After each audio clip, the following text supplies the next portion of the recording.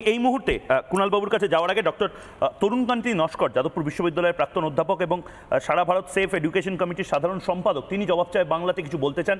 একবার শুনে নেব তিনি কি ভিডিও মেসেজ পাঠাচ্ছেন। 720 মোট নম্বর, তার মধ্যে 67 জন্য 720 পেয়ে গেল এবং এই 67 জনের মধ্যে 8 জন হরিয়ানার একটা সেন্টার থেকে তারা পাস করলো এবং তাদের অনেকের কেবলমাত্র নাম আছে, কোনো পদবি তাদের নেই, সারনেম নেই, ফলে সবগুলো সন্দেহের উদ্রেক করছে। কেউ কেউ 720-র মধ্যে 718 এবং 719 পেয়েছে। এটা কি করে সম্ভব?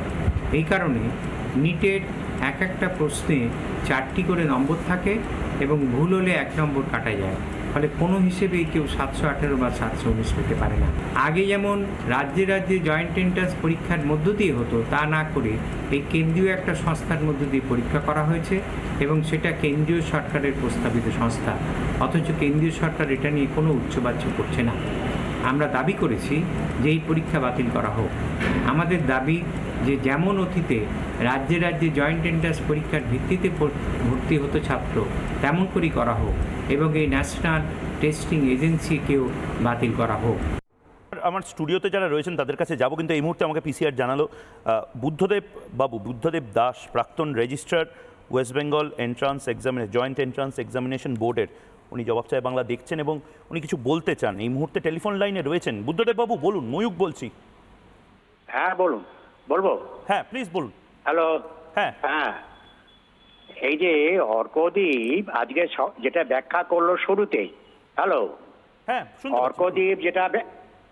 অর্কদ্বীপ যেটা শুরুতেই ব্যাখ্যা করলো, এ থেকে পরিষ্কার যে এখানে একটা বড় ধরনের দুর্নীতি হয়েছে এবং এই যে 24 সালে 24 লাখ পরীক্ষার্থীর জীবন নিয়ে যে ছিনিমিনি খেলা হলো, এটা কারো কাছেই কাম্য নয়। আমাকে যদি বলেন যে এর থেকে বেরিয়ে আসার উপায় কি, যদিও এটা সুপ্রিম কোর্টে একটা বিচার হতে চলেছে, জানি না এটা আমার বলাটা ঠিক হবে কিনা, তবু বলবো আমার ধারণা বা আমার সাজেশন যে এই পরীক্ষাটা অবশ্যই এটাকে বাতিল করা উচিত এবং নতুন করে তার পরীক্ষা নেওয়া উচিত। এবং তার সাথে সাথে আরো একটা জিনিস আমি বলতে চাই, এই যে দুর্নীতির ব্যাপার, এটা বড় ধরনের হয়েছে। ছোটখাটো দুর্নীতি কিন্তু আজকে বহুদিন ধরেই হয়ে আসছে। আজকে নির্ণায়ক অবচর হয়েছে, কিন্তু পশ্চিমবাংলায় যখন West Bengal joint entrance examination board ছিল, সেখানেও কিন্তু দুর্নীতি ছিল। কুণাল বাবু আজকে আপনাদের এখানে প্যানেলে আছেন, উনি জানেন কিনা জানি না, West Bengal joint entrance examination বোর্ডে যখন ডাক্তারি এবং ইঞ্জিনিয়ারিং নেওয়া হতো, সেক্ষেত্রে কিন্তু যথেষ্ট দুর্নীতির সুযোগ ছিল এবং হয়েছে। তার কারণ একটা বলি, এখানে কিন্তু মেরিট লিস্ট যিনি প্রকাশ করতেন, তিনি একজন পার্ট টাইম অফিসার ইনচার্জ, অথচ তার উপরে ছিলেন একজন full time officer in charge redesignated as registrar, এবং তিনি ছিলেন হেড অফ দ্য অফিস, অথচ পার্ট টাইম অফিসার ইনচার্জকে দিয়ে সেই মেরিট লিস্ট পাবলিশ করানো হতো। এটা কি বৈধ ছিল? অনেক ধন্যবাদ বুদ্ধদেব বাবু, অনেক ধন্যবাদ। আমি ঠিক এই জায়গা থেকে প্যানেলিস্ট যারা রয়েছেন, তন্ময় বাবু থেকে দিয়ে শুরু করছি। আমার ডান দিকে রয়েছেন তন্ময় বাবু। দেখুন, আমি প্রথমেই বলেছি আমি কারোর হয়ে এখানে বলতে আসিনি এবং আমি শুধু জিনিসগুলো তুলে ধরছি যে এই যে নিট বোধহয় ওরা দিয়েছে, বোধহয় ওরা অনেক জুনিয়র আমার।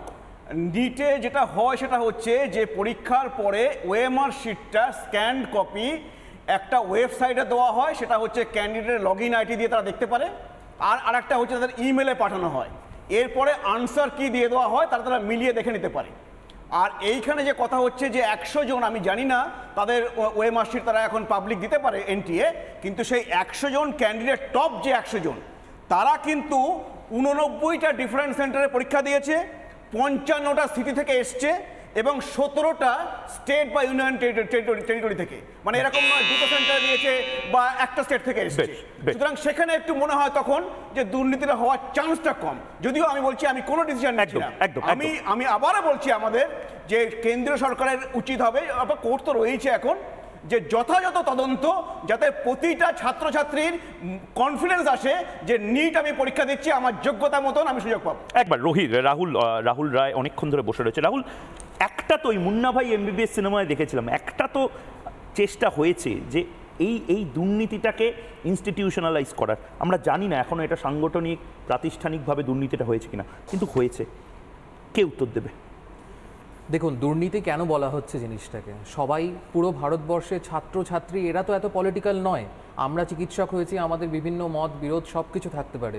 দুর্নীতি কেন বলছে তার কারণটা হতে পারে এনটিএর দ্বারা একটা ভুল হয়েছে, হতে পারে একটা মিস্টেক, বাট এনটিএ ঠিকভাবে জিনিসটাকে হ্যান্ডেল করার জায়গাতে কোনোভাবে জিনিসটার উপর একটা পট্টি লাগাচ্ছে দেখে যেটা মনে হচ্ছে।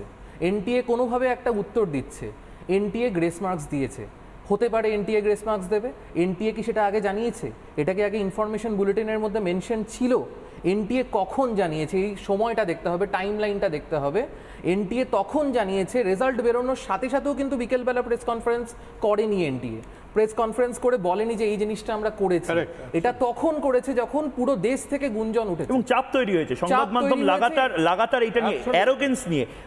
আমি কুণাল সরকার একবার আপনাকে, রাহুল তোমাকেও একটু থামাচ্ছি, অ্যারোগেন্সের পার্টটা বারবার যখন আমরা আমাদের দিল্লি স্টুডিওতেও কথা বলছিলাম, একটা গোটা ডিবেট অর্ণব গোস্বামী বারবার বলছিলেন যে একটা কোথাও তো ভুল হয়েছে।